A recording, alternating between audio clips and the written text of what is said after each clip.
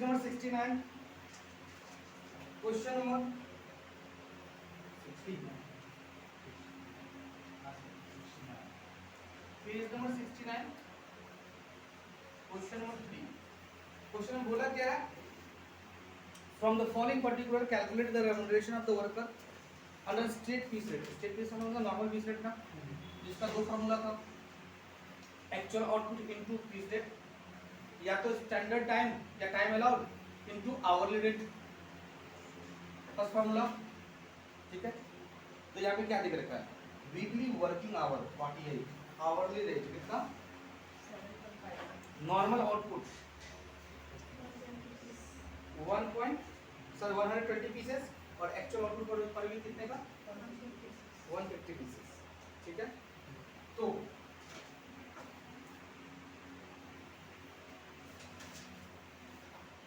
एक सॉल्यूशन, एक तो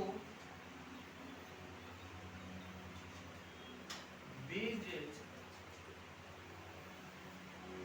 under state piece rate is equal to, wages under state piece rate equal to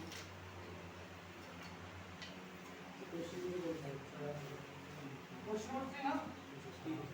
actual output into rate per unit, rate per unit, या जिसको normal piece rate ही बोलते हैं, rate per unit. ठीक है, या नॉर्मल रेट पर यूनिट बोल सकते हो। ठीक है, हियर मेरे पास एक्चुअल आउटपुट कितना है,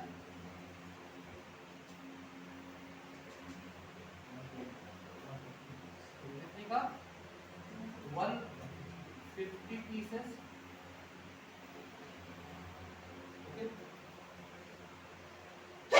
सॉरी, और rate per unit, rate per unit नहीं देख रखा, आवरली रेट है। तो मेरे को चाहिए क्या, एक घंटे का, तो इसका फॉर्मूला क्या आ जाएगा, rate per our divide by standard output per our. और आगे एक स्विच को करोगे एक कर दो, स्टैंडर्ड आउटपुट पर आवर जरूरत है। ओके, स्टैंडर्ड आउटपुट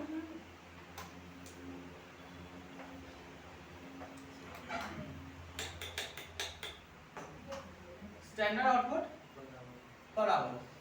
मेरे पास स्टैंडर्ड मतलब नॉर्मल ना, नॉर्मल आउटपुट तो वीक का देख रखा है और वीक का आवर भी देख रखा है। तो सर हम एक काम कर सकते हैं क्या, रेट पर आवर कितना है 7.5 divide by standard output per week कितना है 120, और 120 कितने का 48 आवर वीकली है, ये ना।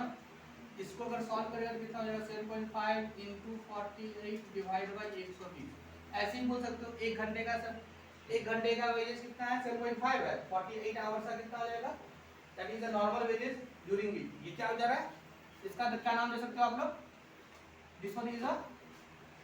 नॉर्मल और स्टैंडर्ड वेजेस फॉर 48 आवर्स। तो एक नॉर्मल आउटपुट पता है, नॉर्मल वेजेस पता है, तो हम क्या करेंगे, नॉर्मल आउटपुट डिवाइड करके एक दिन का निकाल सकते हैं। और नहीं कभी आवर की तरफ इंफॉर्मेशन देते क्या कर लोगे, रेट पर आवर से स्टैंडर्ड आउटपुट पर आवर से डिवाइड कर लेना। एक घंटे का इतना रेट, एक घंटे में इतना यूनिट पे निकाल कितना, यूनिटरी मेथड। ठीक है, तो कितना 3 rupees. Okay, therefore wages equal to कितना 150 into 3 इक्वल टू 40। एक तो सर फार्मूला वेट के लिए गए थे, ये जो काला प्लेन फार्मूला है इसका स्टेट पीस रेट का। ठीक है, या तो अल्टरनेटिव चल सकते हो जो कि आपने यहां पे किया है, wages under wages under state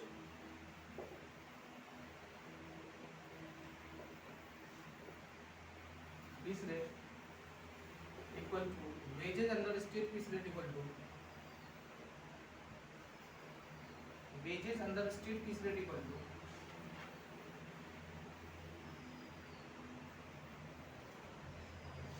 standard time into rate per hour standard time into rate per hour standard time कितना है 48 इनटू रेट पर आवर कितना है 7.5 मल्टीप्लाई कर दीजिए कितना please 360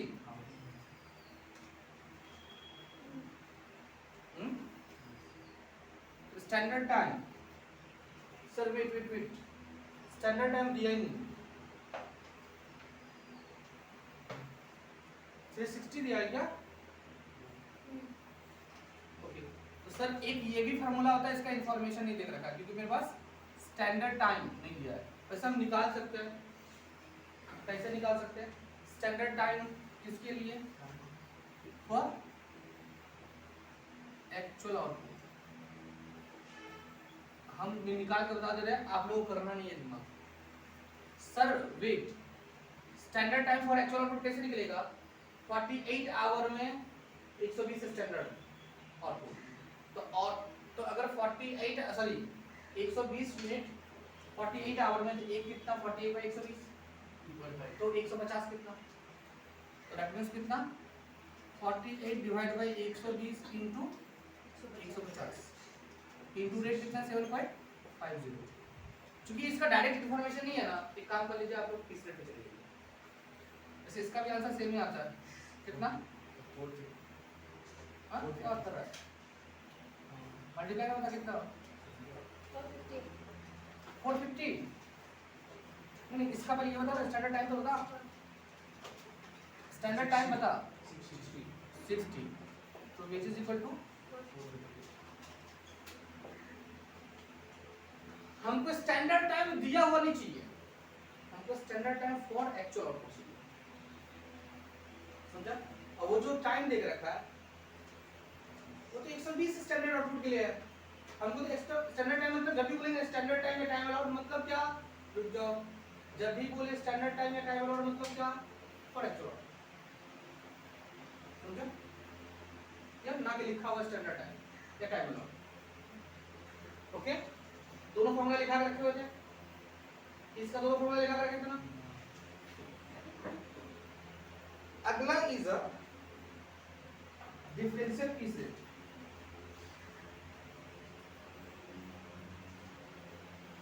next one is a साथ में हम स्टेट पीस रेट कर रहा है तो क्वेश्चन नंबर 6 पेज नंबर 70 हो गया सभी का ये okay standard time for actual output ना कि standard time for standard output weekly standard कितना है 120 यूनिट है अब वीकली कितना का काम कर रहा है 48 तो 120 के लिए 48 आवर ना माइंड में थोड़ा सा वो सिंस वेव को लगाना ठीक है 120 के 48 तो एक के लिए 48 बाय 120 तो 150 के लिए ठीक है आगे टाइम से सिर्फ हम स्टैंडर्ड टाइम लिखेंगे फॉर एक्चुअल आउटपुट नहीं लिखेगा ठीक है बट दैट डजंट मीन वो standard time for standard output है वो ऑलवेज स्टैंडर्ड टाइम फॉर किसके लिए है फॉर एक्चुअल आउटपुट ही होगा नहीं दिया है तो निकाल लीजिए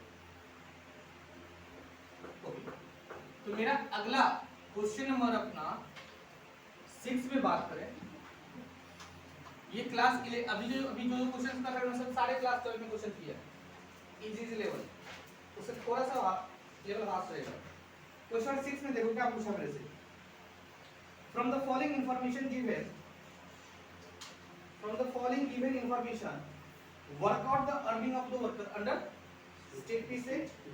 और Taylor differential piece rate okay Taylor में भी तो सर एफिशिएंसी चाहिए ना मेरे को उसके अकॉर्डिंग सम रेट होता है फार्मूला एक ही चीज है क्या actual output into differential piece rate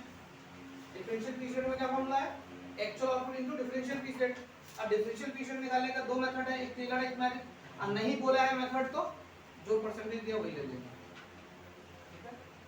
जैसे इस क्वेश्चन में अगर हम स्ट्रेट की स्ट्रेट जाए, इसका फॉर्मूला तो वही होगा ना, actual output into rate per unit. तो मेरे पास कितने वर्कर हैं कि एक ही वर्कर है? दो वर्कर है, एक सौरभ और एक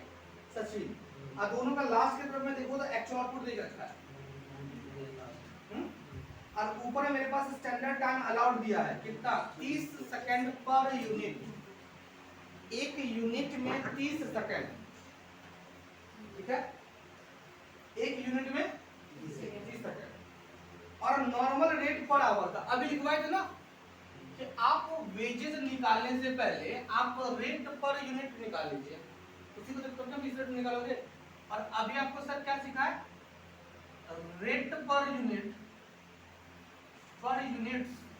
इक्वल टू क्या, इसको नॉर्मल पीस रेट बोल सकते हो,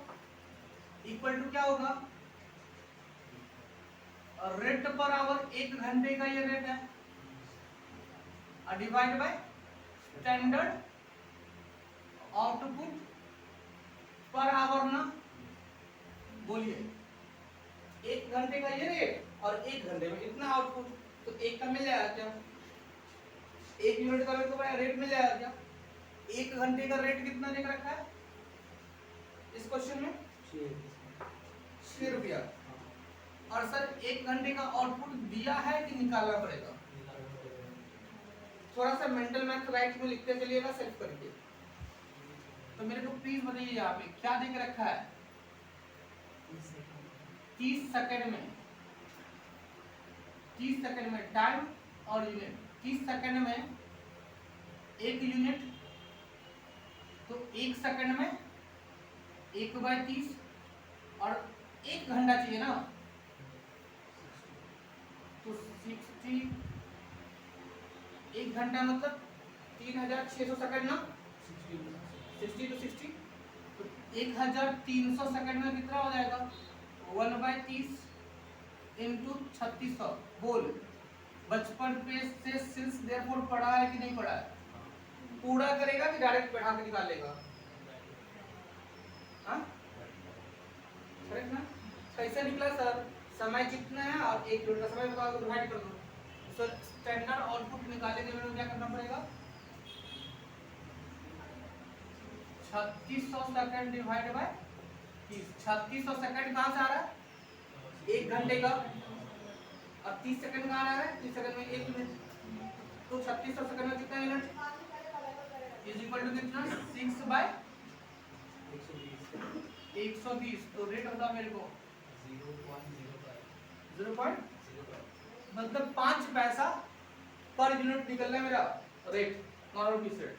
पहले मेरे को ये बताइए, इसमें किसी को कोई कंफ्यूजन है क्या? क्योंकि अगर इसमें कंफ्यूजन आ रहा है तो सर मेथड बहुत टफ हो जाएगा। यही इजी करना मेथड, फार्मूला होता है, एटम से बैठा लीजिए, निकाल लीजिए, ठीक है। अब यहाँ पे 30 का है जो मिनट में देगा, कहीं पे क्या बोलेगा कि एक घंटे में 10 यूनिट बना रहा है, अरे 10 से डिवाइड कर लेना भाई, तो कितना हो जाएगा, एक यूनिट का 60 पैसा, ठीक है। अब 30 मिनट में अगर एक बनाते, इसका मतलब एक घंटे में 2 ही बनाते, तो 2 ही बता, रेट कितना होता है, 6/2, इसका मतलब कितना, 3 रुपये पर यूनिट, क्लियर ना? ये ओके यहाँ तक। अब हम लोग वेजेस पे चले, वेजेस पहला पार्ट में, wages under state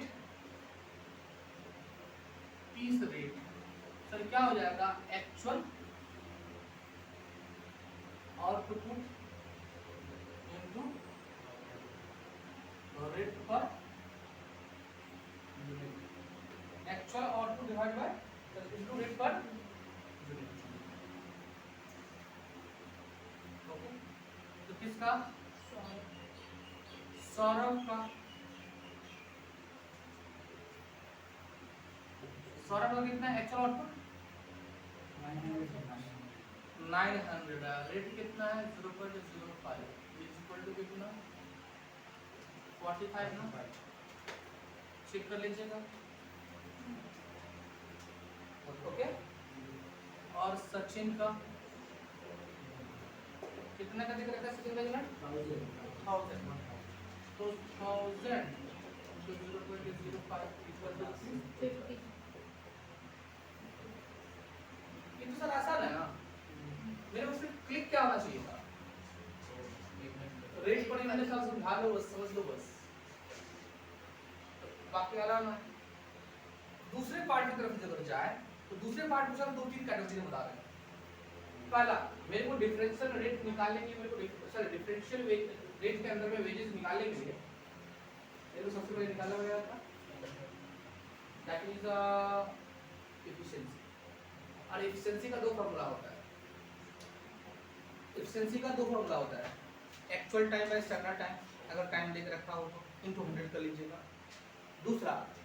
actual output by standard output, ठीक है ना सर, उल्टा बोल दियो आप, उल्टा बोल दियो टाइम में आप, यूनिट में आपका हो जाएगा actual output by standard into 100, time में आपका फॉर्मूला हो जाएगा standard time by actual time, जितना कम टाइम समय लगेगा उतना एफिशिएंट, आउटपुट में जितना ज्यादा समय लगेगा उतना एफिशिएंट, एक्चुअल आउटपुट में ज्यादा होने से एफिशिएंट, इसलिए एक्चुअल बाय स्टैंडर्ड आउटपुट के अकॉर्डिंग, और टाइम में जितना कम टाइम लगेगा उतना एफिशिएंट, इसलिए अगर question standard by actual time, lower वाला पोर्शन ऑलवेज डिवाइड कर रहा है, तो actual output is a better efficient, तो मतलब क्या स्टैंडर्ड आउटपुट कम होना चाहिए, तभी ना एक्चुअल आउटपुट ज्यादा रहेगा, तो लोअर पोर्शन नीचे गया। और एफिशिएंसी टाइम के अकॉर्डिंग कौन सा ज्यादा टाइम लेने में एफिशिएंट बनता है कि कम टाइम लेने में, कम, तो कम कौन सा पोर्शन आ रहा है, एक्चुअल में, फॉर्मूला कंफ्यूज मत हो जाता, क्या करेंगे लोअर पोर्शन इज बेटर जब होगा ना, लोअर वाला को डिवाइड करना है, पहला में standard output by actual output, sorry actual output by standard output, क्योंकि स्टैंडर्ड लोअर होता है नीचे, दूसरा स्टैंडर्ड लोअर होने से बेटर है, एक्चुअल ज्यादा होगा एफिशिएंट है, और टाइम में क्या स्टैंडर्ड ज्यादा रहे एक्चुअल कम लगे तो बेटर, लोअर कौन सा है एक्चुअल ना, ओके, आउटपुट में एक्चुअल बेटर, टाइम में एक्चुअल लोअर बेटर, क्लियर, तो फॉर्मूला क्या है स्टैंडर्ड टाइम या time divided by actual time, तो मेरे पास यहाँ पे टाइम का इंफॉर्मेशन हम दोनों से निकाल ले, एक बार सीख लेते हैं, स्टैंडर्ड टाइम से भी, अच्छा स्टैंडर्ड टाइम मतलब standard time for actual output, ठीक है, और दूसरा आउटपुट से भी निकाल लेते हैं, इस क्वेश्चन में न्यूट्रल है, दोनों तरफ से समझ सकते हो एफिशिएंसी में। तो सर पहला हम क्या निकाल रहे हैं इसके अंदर में, एफिशिएंसी, किसके तरफ चल रहे हैं एज पर आउटपुट, दोनों में से कोई एक ही करिएगा, और एज पर टाइम, समय दिया है कितने घंटे का काम कर रहा है, 8 आवर अ डे में बनाया है उसको मैं, ठीक है, तो मेरे पास क्या चीज पता है, एक्चुअल आउटपुट पता है, करेक्ट ना, तो सर दूसरा क्या निकाल लीजिए, स्टैंडर्ड आउटपुट निकालेंगे ना, एफिशिएंसी आराम से निकल जाएगा, तो सर स्टैंडर्ड आउटपुट इन एक्चुअल टाइम निकालोगे, स्टैंडर्ड जब भी निकालोगे विद रेफरेंस टू एक्चुअल निकालोगे, आउटपुट निकाले तो एक्चुअल टाइम होना चाहिए, टाइम निकाल रहा है तो एक्चुअल आउटपुट होना चाहिए, एक्चुअल टाइम। तो मेरे को प्लीज बताइए आपके पास सर क्या पता है 30 सेकंड लगता है एक को बनाने में, ओके, आपको क्या निकालना है स्टैंडर्ड, 30 सेकंड लगता है एक को बनाने में, तो 8 घंटा में कितना बनाएगा, 30 सेकंड में एक, तो 1 सेकंड में 1/30, तो 8 घंटा, बाद में उसको कन्वर्ट करने के लिए सेकंड में 3600 से मल्टीप्लाई कर देंगे, ठीक है। अब क्या फिर से वो यूनिट भी बैठा यहाँ पे, इस बार तुमको क्या निकालना है, यूनिट निकालना ना अगेन, अच्छा 1 घंटा का तुम्हारा कितना निकला था 120 ना, तो सर इससे पहले आप एक काम कर लेते सर, अलग से दिखा लेते ना, तो यहाँ पे सर यूज हो जाता, एक काम यहाँ पे लिख देते, स्टैंडर्ड आउटपुट, आउटपुट या ऊपर एक लाइन ऊपर लिख दीजिए यहाँ पे, standard output per hour equal to कितना 3600 डिवाइड बाय 30, कैसे 1 × 3600, एक क्या है आवर है, इज इक्वल टू कितना 120। इसको अगर अलग से निकाल लोगे ना इसको ऊपर लिखेगा तो सर यहाँ पे डायरेक्ट बैठा सकते थे। अब बता 1 घंटे में अगर 120 बनाता है तो 8 घंटे में कितना is equal to 8 into 120 equal to 960। ठीक है सर इफिशियंसी का फॉर्मूला क्या है? Efficiency is equal to actual output by standard output into 100। ठीक है तो सौरभ का कितना सौरभ का एक्चुअल आउटपुट 900 स्टैंडर्ड आउटपुट 960 दोनों का 8 ही घंटा में निकाले तो कॉमन है स्टैंडर्ड इनटू 100 कितना परसेंट 93.75। मतलब सर ये बोल सकते हैं इसको क्या ये क्या है बिलो 100 मतलब बिलो स्टैंडर्ड है ये यही बोला ना कि बिलो स्टैंडर्ड में क्या लेना है 80% ऑफ फीस रेट। ओके और सचिन इक्वल टू कितना 1000 डिवाइड बाय 960 इंटू 100 कितना 104.167। ये क्या है एबव स्टैंडर्ड है स्टैंडर्ड मींस 100। अब ध्यान दीजिए जो हम लोग बार बार बोल रहे हैं बार बार समझाने की कोशिश करते हैं किसी न किसी एंगल से। अगर अपने घर में कोई पढ़ा लिखा नहीं अपने आसपास में कोई पढ़ा लिखा नहीं तो मार्केट का अभी के सिनेरियो के अकॉर्डिंग क्या कंपटीशन का स्टैंडर्ड है कौन बताएगा जब तक मार्केट में जाएंगे।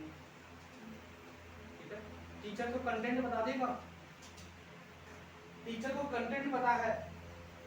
मार्केट का कंपटीशन का स्टैंडर्ड क्या है कि जो बताएगा। क्लियर ये कैसे मालूम चलेगा कि मार्केट का स्टैंडर्ड क्या है जब हम उस फील्ड के बच्चे लोगों के साथ बैठेंगे उठेंगे पढ़ेंगे ऑफलाइन होगा ये तरह का नॉलेज सब दिया जा रहा है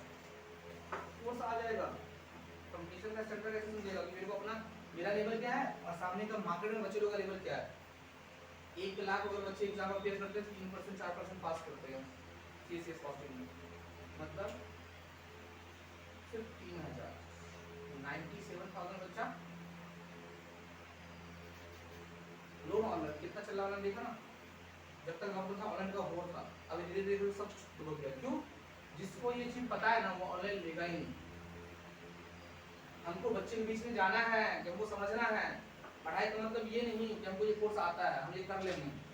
अरे 3 घंटा के अंदर में कौन बेस्ट लिखेगा पास तो वो करेगा ऐसा नहीं हो सकता है इंस्टीट्यूट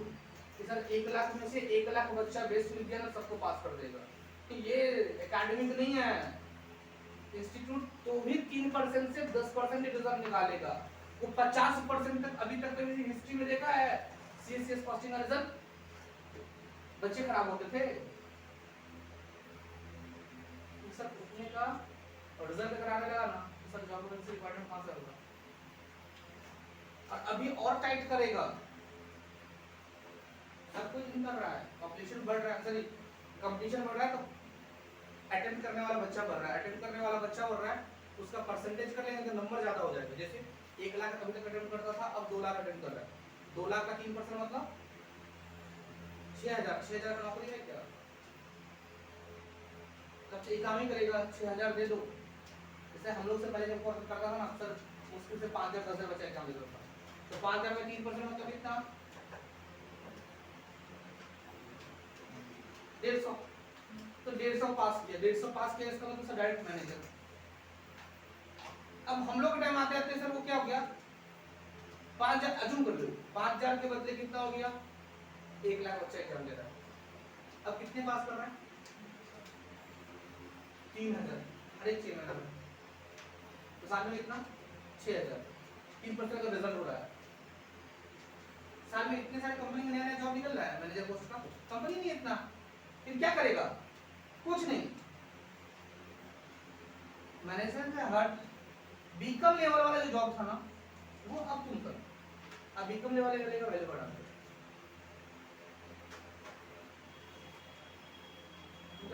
आज के डेट में बीकॉम का कोई अकाउंटेंट तुमको मिलेगा नहीं, पुराना तो है एक्सपीरियंस तो अलग बात है, अगर नया वाला बीकॉम वाले को अकाउंटेंट में लिखा ही नहीं है तो कहाँ गया, तो सारा बीकॉम वाला जो कॉन्सेप्ट हो गया सीएस कॉस्टिंग। ठीक है, क्योंकि पॉपुलेशन में कंपटीशन बढ़ रहा है ना भाई, परसेंटेज वही 3% रखे हैं लेकिन नंबर ऑफ पर्सन बढ़ रहा है, जॉब यहाँ पे खुल रहा है। ओके, इतने बड़े बड़े कंपनी में मैनेजर कितना दरबार है क्या, तब कंपनी कहाँ खुला, ना कंपनी कहाँ बना, सर ब्रांच बढ़ा, कितना साल में कितने और बढ़ा पाएंगे ब्रांच, स्टेट जितना रहेगा, ब्लॉक जितना रहेगा, डिस्ट्रिक्ट जितना रहेगा, उससे ज्यादा जो डिस्ट्रिक्ट वगैरह बढ़ रहा है क्या, ब्रांच वगैरह बढ़ाएगा कब बड़े जब जॉब। तो दूसरा चीज सब क्या कर देगा, क्या सीएस कॉस्टिंग को अकाउंटिंग से हटा करके डाइवर्सिफाई कर दिया। सीएस कॉस्टिंग करने के बाद हम मैनेजमेंट भी करेंगे, कंपनी को मैनेज भी करेंगे, फाइनेंस भी हैंडल करेंगे,